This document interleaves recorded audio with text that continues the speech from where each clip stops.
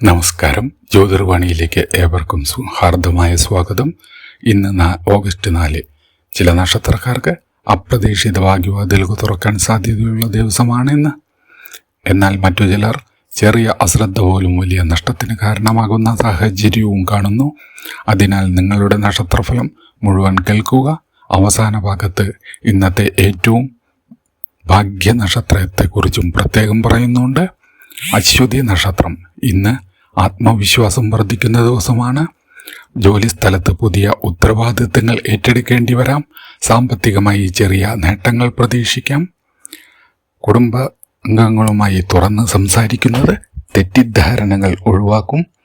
ദൂരയാത്രയ്ക്ക് ഇന്ന് സാധ്യതയുണ്ട്.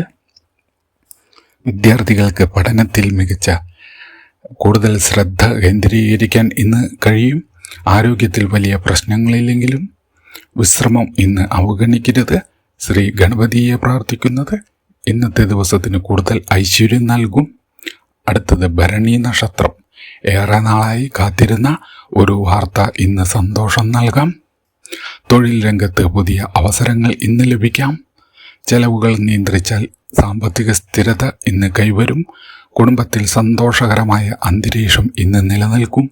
പുതിയ നിക്ഷേപങ്ങൾ ആലോചിക്കുന്നവർ സൂക്ഷ്മമായി ഇന്ന് തീരുമാനമെടുക്കുക.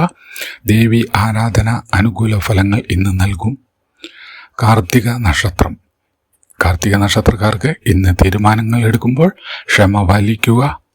ജോലിയിൽ നിങ്ങളുടെ കഴിവ് അംഗീകരിക്കപ്പെടാൻ സാധ്യതയുണ്ട്. സാമ്പത്തിക കാര്യങ്ങളിൽ മിതത്വം പാലിക്കുന്നത് ഗുണം ചെയ്യും.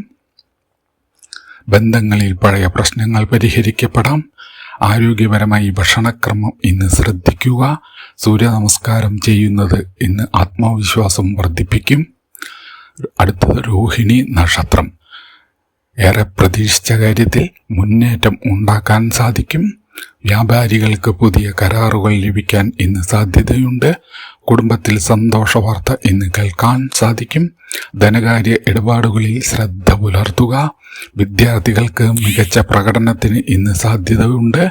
മഹാലക്ഷ്മി നാമജപം അനുകൂലമാകുന്ന ദിവസമാണ്. മകയിരം നക്ഷത്രം. ഇന്ന് പുതിയ പദ്ധതികൾ ആരംഭിക്കാൻ നല്ല ദിവസമാണ്.